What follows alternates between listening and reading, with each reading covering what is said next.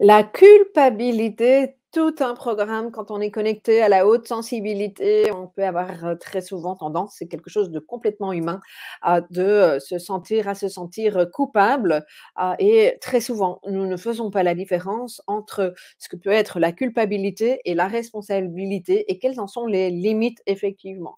Un sujet passionnant, un sujet qui nous concerne tous et pour lequel j'ai été chercher Yves-Alexandre Talmont, dans le cadre du congrès de Wans et je suis vraiment très heureuse de vous transmettre parmi ces pépites, un extrait de son interview sur la culpabilité.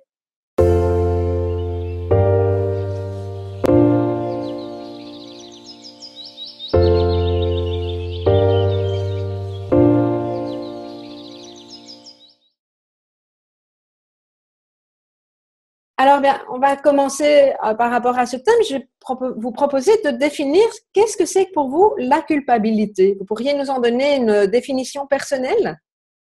Oui, alors les sentiments de culpabilité, sans parler de définition personnelle, c'est les sentiments qu'on éprouve lorsqu'on se juge coupable. Alors on est très très proche bien sûr du terme, de la définition même de culpabilité. On va dire comme ça que c'est notre gendarme intérieur, ces sentiments. Si on y réfléchit bien, l'éducation d'un enfant, ben, elle va passer par le fait de comprendre qu'il y a des règles, qu'il y a des interdits, hein, et que si on transgresse ces interdits, alors il y aura des conséquences. Alors, c'est évidemment le rôle de la punition, hein, que qu'ont octroyé, dispensé les parents, mais évidemment, s'il y a toujours besoin du parent, de l'éducateur, de l'enseignant derrière l'enfant pour le surveiller, c'est difficile. Et on va plutôt miser sur l'intériorisation de ces règles, ce qui fait que lorsque l'enfant va transgresser les règles et commettre, on va dire, un acte qui aura des conséquences négatives pour d'autres personnes, préjudiciables pour d'autres personnes, alors il va être submergé, hein, il va ressentir des sentiments de culpabilité. Et quelque part, on voit bien que c'est très utile. Hein, si on avait une baguette magique qui nous permettait d'éradiquer les sentiments de culpabilité, on aurait tout de suite une société qui ne pourrait plus fonctionner puisque les gens feraient tout et n'importe quoi sans en éprouver de la culpabilité, bien sûr, du remords, et ils continueraient donc à nuire à autrui. Alors, je vais reprendre déjà ici une série de questions de personnes de notre groupe. Il y a une personne qui dit, la question de la responsabilité et celle de l'autorité ne sont-elles pas en lien avec celle de la culpabilité? Alors, non seulement c'est en lien, mais c'est la clé même du problème. Parce que si vous voulez, là, je vous ai décrit le sentiment de culpabilité dans ce qu'il a de plus sain. Autrement dit, on est dans le courant de ce qu'on appelle à l'heure actuelle l'intelligence émotionnelle. On sait que toutes nos émotions, même celles qui sont difficiles au niveau de l'éprouver, désagréables, on va dire, ont un sens et ont une raison d'être. Le plus évident, c'est bien sûr la peur qui m'indique qu'il y a un danger. La culpabilité, je viens d'en parler, ça m'indique que je suis en train de transgresser une règle et que je vais en fait causer du tort à quelqu'un d'autre. Mais là, on est dans la culpabilité saine. Il se peut aussi que je commence à éprouver des sentiments de culpabilité alors que, objectivement, je n'ai transgressé aucune règle, que je n'ai fait aucun mal à quiconque. Je pourrais, par exemple, alors que on va dire que je suis, on va dire même mieux que bien les règles de l'écologie, mais je me sens quand même coupable quand j'entends que le climat va à sa perte, hein, que le réchauffement climatique va endommager la planète alors que je n'ai commis personnellement aucune faute. Hein. Je n'ai pas lâché mes déchets dans la nature, je pollue pas avec une voiture, je roule à vélo, etc. Mais je peux quand même me sentir coupable. Et c'est ce que j'ai baptisé la culpabilité morbide. C'est-à-dire que elle n'est plus saine. Alors, je prendrai l'analogie du cancer. Vous savez qu'à l'origine du cancer, on a des cellules qui sont fonctionnelles, hein, qui sont saines, mais qui mutent, hein, et après qui vont proliférer sans contrôle. Et c'est ce qui va donner lieu à la maladie. Et la même chose avec les sentiments de culpabilité. Je peux quelque part partir de sentiments totalement sains qui m'indiquent que je ne dois pas transgresser certaines règles. Et au final, hein, je suis assailli par tout un ensemble de sentiments de culpabilité, alors même que mon comportement est exemplaire. Et c'est ça la grande difficulté. Donc on voit bien hein, que ça peut dépasser une certaine mesure et c'est là où toute la question de la responsabilité va entrer en jeu. Bien sûr. Alors, c'est là où j'avais envie d'intervenir. Je trouve particulièrement intéressant par rapport à notre public de personnes à haut potentiel qui ont très souvent des enfants à haut potentiel eux-mêmes.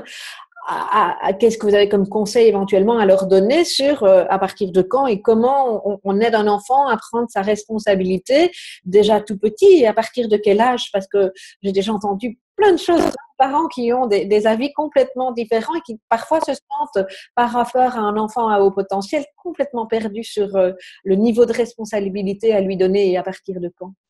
Ouais, alors moi, j'aime beaucoup la parole de Olivier Revol par rapport à ça, hein, où il dit, et moi j'en ai fait une règle aussi dans ma propre famille, hein, un enfant au potentiel, c'est avant tout un enfant. Oui, on est d'accord. Bien pensé, même si il a un QI extraordinairement développé, cela reste un enfant avec des besoins d'enfant et des limites et des frustrations parce qu'on lui pose ses limites. Alors, dans ce sens-là, je dirais que il est vraiment important de faire la part des choses, mais de nouveau, dans l'éducation, sans doute que l'exemple qu'on donne aux enfants, c'est primordial. Donc, si en tant que parent, j'arrive déjà à faire le tri pour moi, je montre l'exemple à l'enfant. Et après, bien sûr, je peux faire le travail d'explicitation en lui disant, OK, tu discutais avec ton copain Jacques, et puis tout d'un coup, Jacques s'est énervé contre toi, et puis il a dit, je veux plus jamais te voir.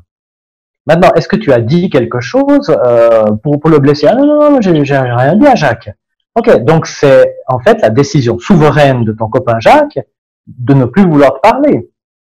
Il en est entièrement responsable. Tu n'as rien à voir là-dedans. C'est qu'il a mal interprété ou qu'il a voulu interpréter comme il l'a senti, hein, ses paroles. Donc ça lui revient à lui, mais pas à toi. Alors ta tristesse, elle te revient à toi, parce qu'évidemment tu es triste depuis ton copain Jacques, mais la responsabilité incombe à lui, pas à toi. Donc quand je fais ce travail d'analyse, quelque part, là j'aide vraiment mon enfant à bien faire les liens. Hein. À faire le lien, travail d'analyse, et puis peut-être aussi de lui apprendre à accueillir cette tristesse et montrer que c'est normal effectivement d'être triste quand effectivement son copain décide de ne plus lui parler. Bien sûr, mais je vais quand même délivrer un petit secret ici. Hein, mais il y a bien des parents qui ne vont pas faire ça. Parce que ce faisant, ils limitent leur propre action éducative puisqu'ils culpabilisent leurs enfants pour les éduquer. La plupart des parents culpabilisent leurs enfants pour les éduquer. Donc c'est déjà peut-être là, balayons dans notre porte, c'est ça que j'ai envie de dire. Parce que, exemple, si par exemple mon enfant refuse de manger ces bons légumes bio que j'ai été acheter au marché plein de vitamines et veut plutôt manger une ignoble pizza congelée, hein, et puis que je lui dis quoi, mais tu me fais des histoires alors que moi j'étais au marché et que je m'évertue à faire une alimentation très saine, quand même tu devrais avoir honte. Mais en gros c'est pas de la honte, c'est de la culpabilité. Hein. Tu peux pas te comporter comme ça, tu sais qu'il y a des enfants qui meurent de faim et puis toi tu fais ta fine bouche, etc. Et vous voyez, là, je suis en train de le culpabiliser. C'est-à-dire que j'essaie de modifier son comportement en jouant sur des sentiments de culpabilité. Quoique, normalement, les parents d'un enfant à haut potentiel, ils arrêtent vite ce jeu-là parce que l'enfant vous regarde dans les yeux en disant « Mais va chercher un paquet, maman, les légumes bio, je veux bien les envoyer aux enfants qui crèvent de faim. » Moi, j'ai bien Et puis, voilà. Alors, là où je suis plus sérieux, c'est de dire que du moment où on a une éducation qui est cohérente, parfaitement cohérente, c'est-à-dire que nos actes ont des conséquences. Ah, tu ne veux pas manger tes légumes bio? Fort bien. Comment, fort bien? Eh ben, tu sors de table, le repas est fini, il n'y a rien d'autre. Oui, mais j'ai faim, tu n'y a rien d'autre. Mais je te dis quand même que quand tu reviens pour les 4 heures, hein, il y aura des brocolis hein, dans ton assiette. Ouais, mais et puis ce soir au souper, il y aura des brocolis. La prochaine chose que tu manges, tu vois, c'est des brocolis, parce que la règle chez nous, c'est qu'on mange ça. Alors après, ouais, mais moi je suis pas comme ça, je suis pas un parent autoritaire. C'est ça la question de la cohérence, hein, quelque part. Je ne culpabilise pas mon enfant, mais je lui fais comprendre que dans le monde, il y a des conséquences à nos actions. Tout à fait. Alors, j'ai envie de rebondir sur une notion avec laquelle vous êtes venu tout à l'heure, c'est la honte. Oui. Vous disiez la culpabilité, c'est pas de la honte. Ça serait peut-être intéressant de pouvoir préciser à notre public la différence qu'on peut faire entre la culpabilité et la honte. Oui. Alors, la honte, c'est lié aux normes sociales. Derrière la honte, il y a être comme les autres. Derrière la culpabilité, il y a les règles et la faute. C'est pas être comme les autres, c'est faire juste. Et donc, je me sens coupable au sens originel du terme lorsque je fais mal, ou je fais mal à quelqu'un, ou je fais mal ce que je dois faire, hein, ça joue sur les deux termes. Par contre, je me sens honteux, gêné, lorsque je suis pas aussi bien que les autres. Je peux vous donner un exemple où en fait il y a aucune transgression de règles. Je peux, par exemple, avoir honte de mes parents qui se rendent à la réunion des parents de l'école en tracteur parce que ce sont des agriculteurs. Il n'y a aucune erreur, aucune faute là derrière. Hein. Par contre, je me sens coupable d'avoir volé un objet et puis d'en avoir bénéficié pour moi. C'est tout autre chose, hein, quelque part. Tout à fait. Je peux vivre les deux à la fois, hein, c'est possible. C'est une autre différence qui est notoire, c'est que la culpabilité, elle peut se vivre seule dans le secret. La honte, elle implique toujours le regard des autres. Hein. Quand on me voit ou si les autres me voyaient, hein, lorsqu'ils découvrent que... Alors, Robinson Crusoe, jusqu'à jeudi soir, ne pouvait prouver que de la culpabilité. Mais vendredi, il a découvert ce qu'était la honte. Ok, merci pour cette précision. Alors, ça nous mène à tout ce que, effectivement, ces sentiments de culpabilité peuvent nous faire vivre, hein, peuvent faire ressentir. Et donc, mais comment ne pas se laisser submerger par ce sentiment de culpabilité? Qu'est-ce que vous auriez envie de nous dire, en plus de tout ce que vous nous avez déjà apporté de très, très riche jusqu'à présent? Alors, c'est la mise en application de la prise de conscience de la règle de répartition des responsabilités. Je la résume parce que je crois vraiment que c'est essentiel. La plupart des gens n'ont pas été éduqués comme ça. Non. La règle nous dit je suis totalement responsable de ce que je fais, de ce que je dis, de ce que je pense et de ce que je ressens.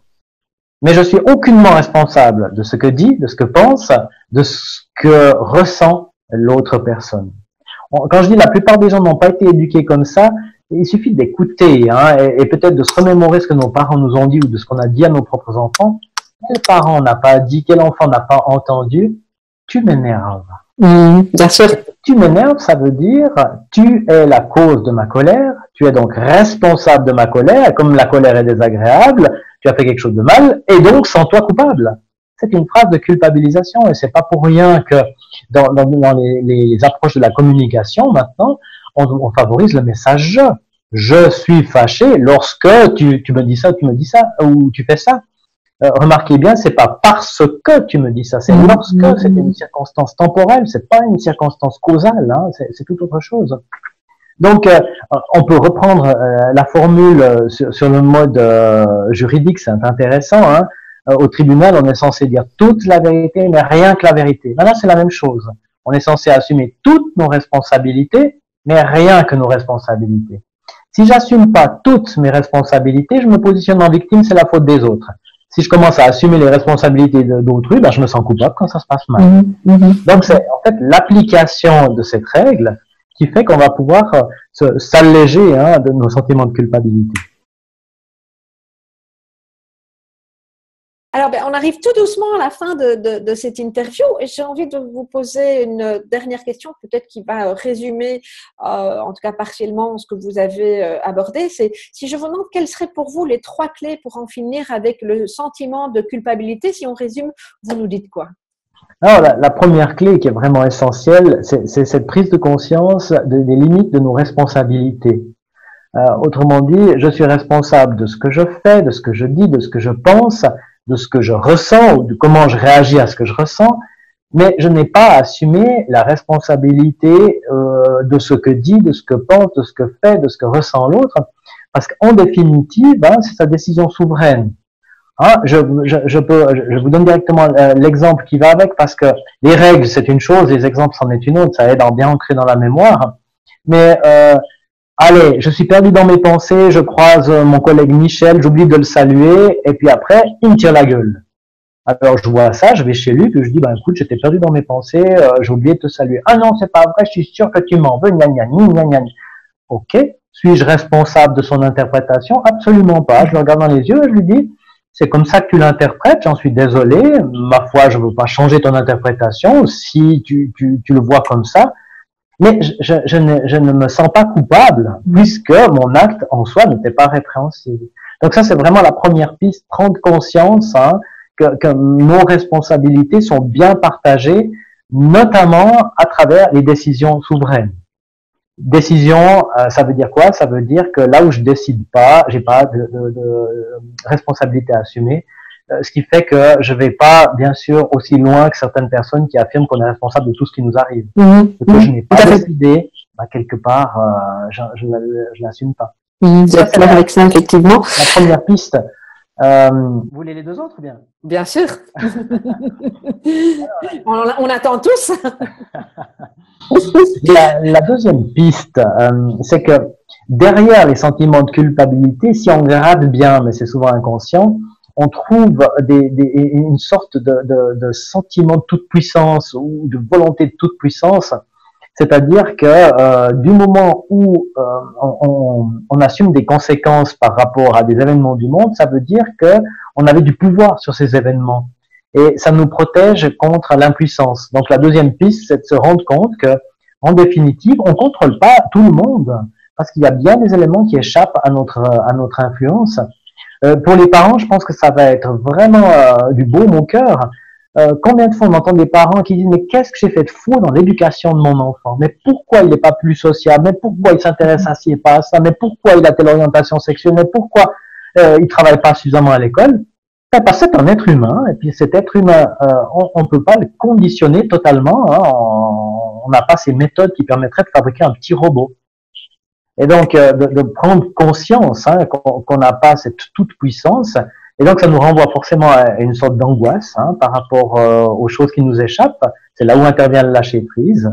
Et puis, l'acceptation de cette angoisse. Ma foi, le monde est fait comme ça, on ne contrôle pas tout. Et puis, la dernière piste, ça consiste effectivement à rendre le pouvoir à autrui, c'est-à-dire à considérer que ces décisions sont des décisions souveraines en toute liberté, et de vouloir quelque part interférer et notamment prendre des responsabilités par rapport aux décisions d'autrui, c'est ce qu'on appelle infantiliser autrui. Hein, et ça, quelque part, c'est jamais bon pour la question du respect dans les relations. Et donc, d'avoir en face de nous quelqu'un qui prend une décision qu'on sait pertinemment, parce que voilà, on a déjà tout fait les déductions dans notre tête que cette décision va être très mauvaise pour lui, et de lui dire, bah, ok, moi j'aurais pas pris cette décision, si tu veux mon avis, je veux bien t'expliquer pourquoi, mais je peux accepter, ou voilà, je respecte ton choix, et puis, ben, va et que vaille, hein, en définitive. Donc, cesser d'infantiliser les autres et leur laisser assumer leurs propres responsabilités. Tout à fait, merci beaucoup. Et ce qui me frappe pour clôturer cette interview, ce qui me frappe dans ce que vous dites, c'est vrai que vous avez posé des questions par rapport aux familles, aux parents, aux enfants, mais ce qui me frappe également, c'est que ça peut tout à fait s'adapter au monde de l'entreprise. Quand vous parlez d'infantilisation, de contrôle, je pense qu'il y a une série de clés que vous avez abordées ici qui sont tout à fait applicables dans le monde de l'entreprise, dans les relations professionnelles, dans tout type de relations, effectivement. Dans tout type de relation, et effectivement, là, on s'adresse à un public en lien hein, avec la question du haut potentiel, mais on peut très bien exporter, hein, c'est des thèmes qui se trouvent de façon générale, simplement que là où on a on va dire des sentiments exacerbés hein, par rapport à la sensibilité, on va être encore plus hein, à nourrir ces sentiments de culpabilité, ils peuvent encore plus nous tirailler, ils peuvent embrasser encore plus large, hein, là où une personne va s'arrêter à ses proches, peut-être qu'une personne avec un haut potentiel va englober la marche du monde entière dans ses sentiments de culpabilité. Tout à fait. Magnifique, merci beaucoup pour les réponses à ces nombreuses questions et merci d'avoir répondu à notre invitation. Si vous avez apprécié cette vidéo, bien dites-moi en commentaire si vous voulez bien ce qui vous a le plus parlé ou tout simplement mettez-moi un petit pouce pour m'encourager à vous envoyer de nouvelles versions. Alors, si vous souhaitez avoir accès à l'intégralité de ces vidéos avec de nombreux exercices pour faire de votre haut potentiel et votre hypersensibilité une force, eh bien, je vous invite à découvrir le pack potentiel qui reprend tous les thèmes depuis le début des différents congrès de Once avec toutes les interviews et des ressources inédites. Alors, pour tout savoir, rendez-vous tout simplement en description de cette vidéo et vous aurez toutes les informations. À bientôt!